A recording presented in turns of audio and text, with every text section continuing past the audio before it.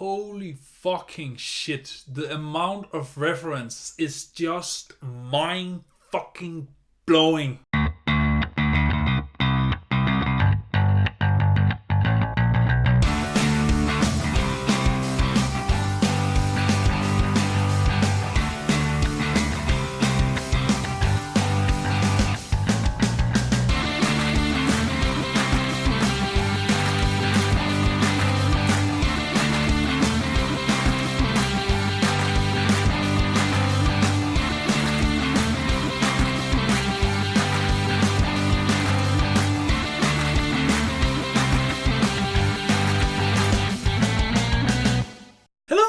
My name is Daidarius and welcome to the review of Ready Player One. So Ready Player One takes place in the not too distant future where we have our protagonist Wade, also known as Parzival, who along with the rest of the world takes part in this virtual world called the Oasis, because the real world is just a shithole, especially if you are in the lower caste, because their living condition is just auto campers stacked upon each other to make these almost skyscrapers, and it's just a shithole to live in, and their living condition is utter shit.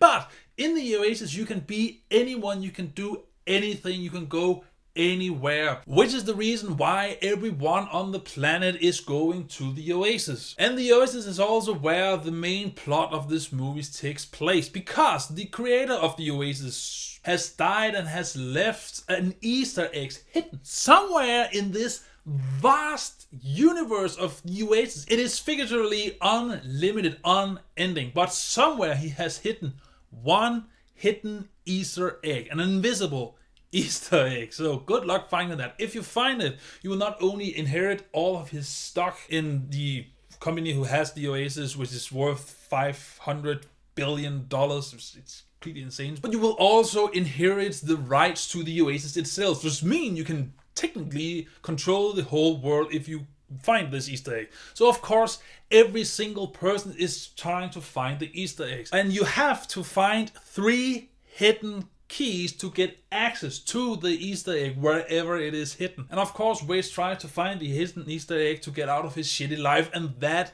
is our movie. So what do I like about the movie? Well, pretty much everything, actually. First of all, this movie looks amazing. It is beautifully shot. It is imbued with a lot of creativity. Everything you see on screen is just crazy, and it is not physically possible, but you buy it because this is a virtual world. And yes, a lot of the CGI looks CGI and computer generated, but in this context it doesn't matter because we are in a computer generated world. And even though that you can see that these things are CGI, it looks masterfully. All the lighting, all the weight, all the gravitation, everything just looks real to some extent. And the Oasis is, you cannot really explain the Oasis, you have to see the Oasis because of everything that Spielberg does with this universe. This movie is one of the most interesting movies I have seen visually for a long time. And then of course there is all the gaming and just pure nostalgia references that is in this movie. I'm pretty sure you can pause this movie anytime when they're in the Oasis and just look at the frame for hours to find all the reference to some pop culture somewhere in it. It is insane how much effort that were put into enriching this world. And I like the fact that these references is not thrown in your face. They are not important. They're just background characters that you can find and appreciate, but they are not important for the story, nor are they important for the world building. However, when you find them and you notice them, it does enrich in the world, but the world is not dependent on them. And don't get me wrong, there are some references that is used as plot points, so you do see them and you can't ignore them. But the point is that this movie is filled to the brim with reference to absolutely anything, but only a few things get the spotlight because those are the things that are important for the plot in the movie and nothing else. Everything else is just background. Okay, so nerdgasm over. I also like the fact that this movie focuses a lot on Wade, and I know this is an adaptation of a book called Ready Player One, but nonetheless I need to look at the movie itself, and the movie does focus a lot on Wade, which kind of makes you nervous because is Wade an interesting enough character to actually focus this movie on? And yes, he is. when you are in the Oasis. When you're outside of the Oasis, he's just a normal person who's just down on his luck financially. He has not been dealt the greatest hand in life, which of course makes him compelling since he wants to try and succeed in this thing. But when he is in the Oasis, that is where he shines. He is not the best player in the Oasis, far from it, but he does have some knowledge that no one else has, and that puts him on an edge in this competition. But you do see him fail in this competition. You also see that he cannot complete this competition without the help from others. He needs their support. He is not one dude who's just entered the cheat code for God mode and now he can just walk through everything with no harm done.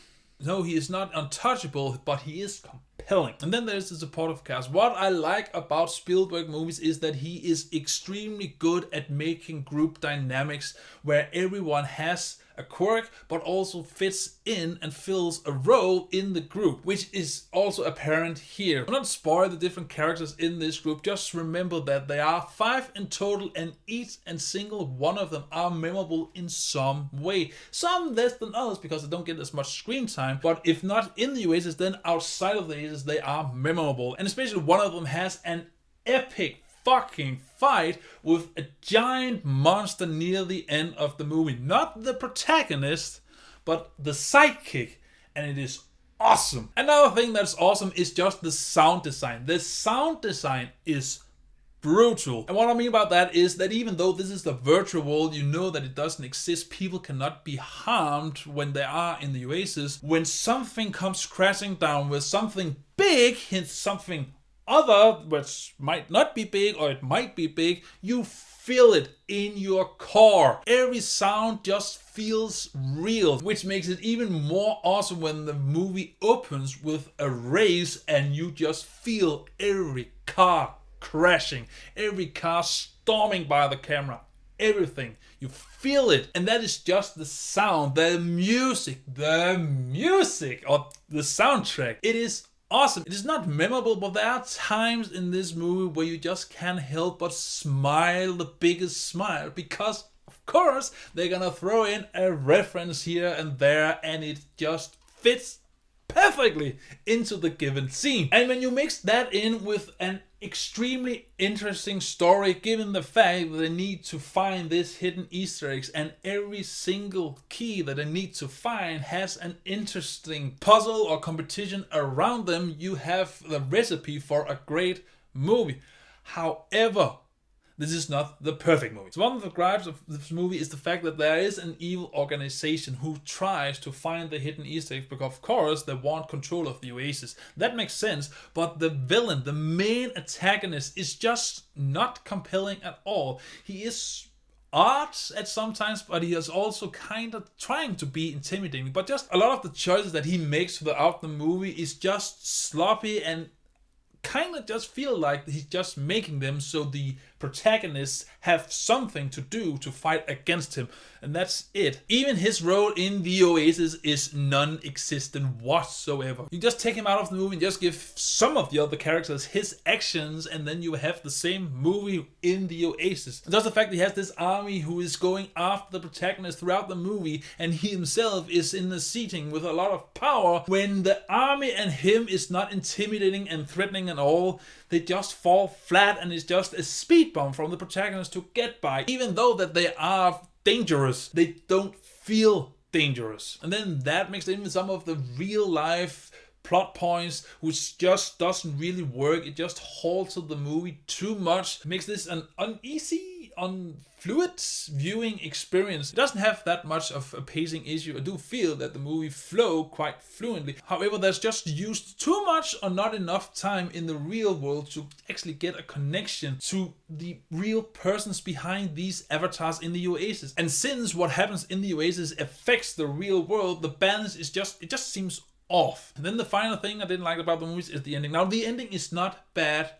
It is good, but I just wished that it would be great. And what I mean about that is that in the Oasis, the climactic battle is awesome. It has one of the best monster fights ever put to film when you take into the fact that you have people fighting a giant monster. And often in movies, it is just jump a bit around and then in 2 strikes, the monster is down and that is it. Because of course, the Hollywood didn't want to make an epic boss fight that you can do in game and animation. But here, it is awesome, it is brutal, it is fantastic. But the later part of the movie, after that has happened, it is going for some heartfelt emotion and just a deeper meaning, but the scene just didn't grab me as much as it wanted to. The acting was not as appealing and drawing as it wanted to. The acting wasn't bad, but it wasn't great. You didn't feel, you just watched. Which is a bummer because I think with just a few tweaks, the ending could have been masterfully. It could have held you in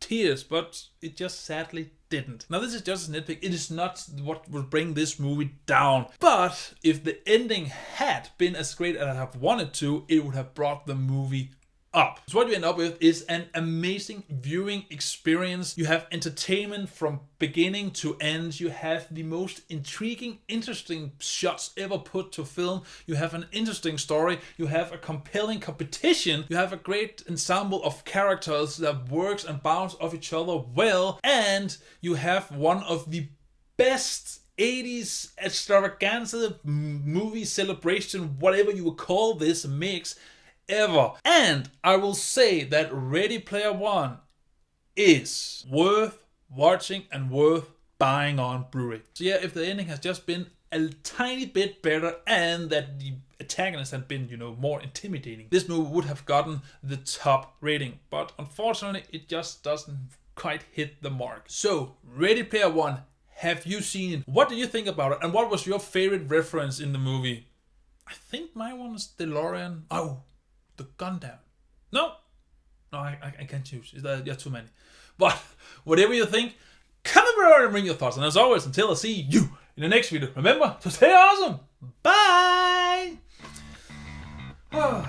Yes.